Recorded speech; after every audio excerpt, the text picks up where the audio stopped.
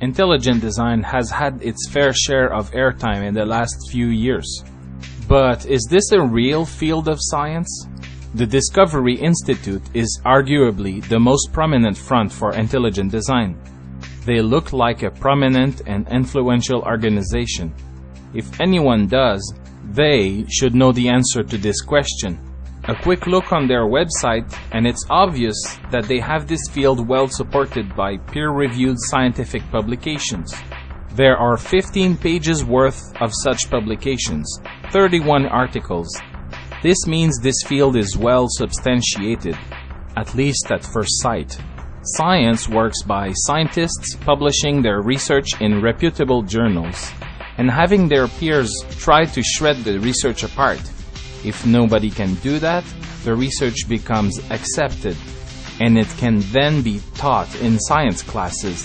In the case of intelligent design, the research must be published in journals relating to biology. In this video, I will perform what amounts to a magic trick. Without reading any of these publications, I will discredit the Discovery Institute. That's right. I'm going to accept the papers published by reputable biology journals in these 15 pages without even reading them. And then I'm still going to show that the Discovery Institute is a joke. How am I going to achieve this feat? This page is mostly padding. Let's get rid of this superfluous crap. Now we're down to 4 pages. These are basically duplicates. Science books are supposed to be based on scientific journal articles. Now we're down to 3 pages.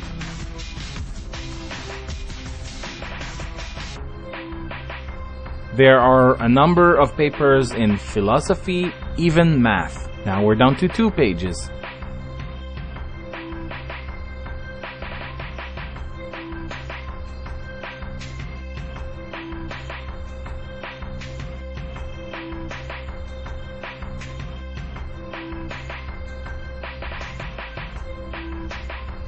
Let's talk for a second about the Rivista di Biologia. This magazine is a joke. It publishes papers such as spontaneous generation of forms, a theory that was discarded when germ theory was formulated.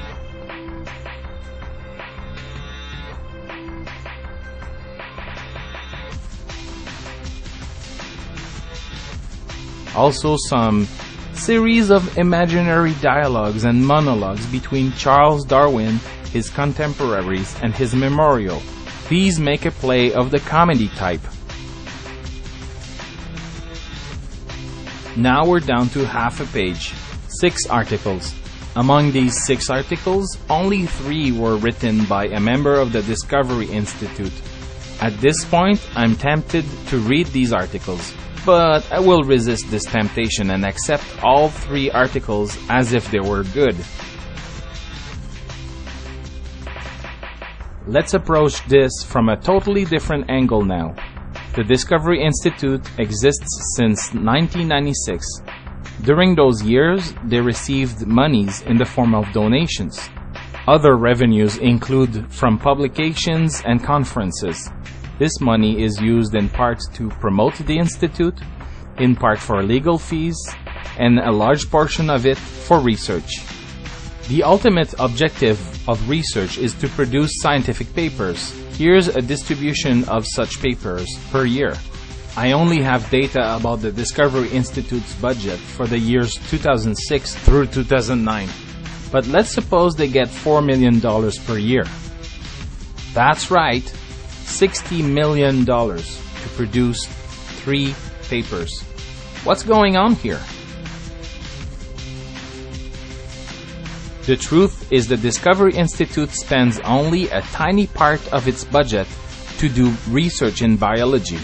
The rest of the money goes towards other endeavors. All the research is performed by its spin-off research center, the Biologic Institute. They say they conduct research on the origins of life. This organization was started in 2005. The Biologic Institute website has a list of scientific research papers, but which ones were done by this institute? Almost half the articles listed are written before the Biologic Institute was founded, and many have nothing to do with biology, astronomy, math, and engineering. And there's one that's a proceedings. As far as I know, there's only one article, post-2005, that's written by a known employee of the Institute, and it doesn't even support intelligent design. Moreover, those pre-2005 studies that do support intelligent design are already shown in the Discovery Institute's big list. So whatever research they do, it sounds like it has nothing to do with intelligent design. The budget for this organization is as follows. I have the budget data for the years 2007 through 2009.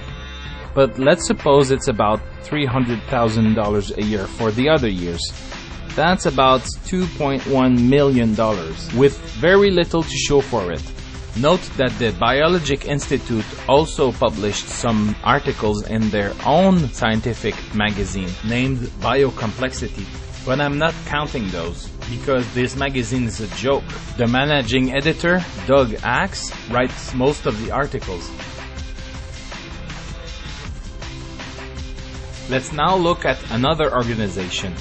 The Biology, Geology, and Environment Science Department of the Cleveland State University has an average budget of about $2.2 million a year. This is half the budget of the Discovery Institute, not all of which is going to the biology office. And don't forget, this is a university. A big chunk of this budget is spent on education too. From 2004 to 2009, the Biology Department of the Cleveland State University managed to produce 88 scientific papers with a budget of $13.5 million. And here I'm not counting the proceedings, the geology, or environmental studies, only biology studies. For the years 2004 through 2009, we count 88 of them. So when we compare the performance of the two institutes, the Discovery Institute's performance is totally inadequate. If I were one of the benefactors of the Discovery Institute, this would sound a very loud alarm. The Discovery Institute is lying to you when they say they do research. I suspect the vast majority of its budget is not spent on research. But it gets worse.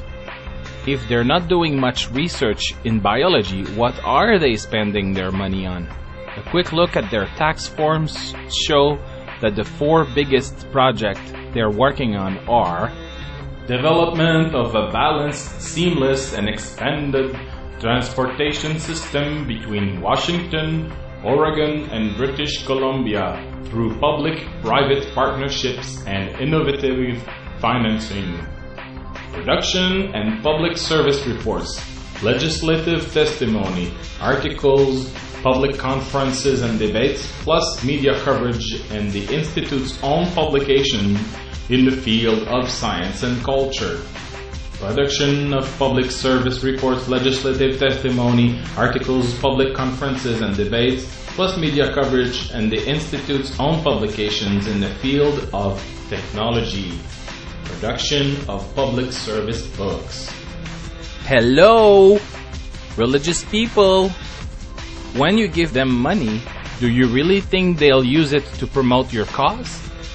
If the Institute really wants to promote intelligent design, they'll have to clearly show that they're working on intelligent design. Otherwise, the smartest thing to do is cut off your support. But I can be shown wrong. I don't know what's really going on inside the Institute. If you have more details, please contact me.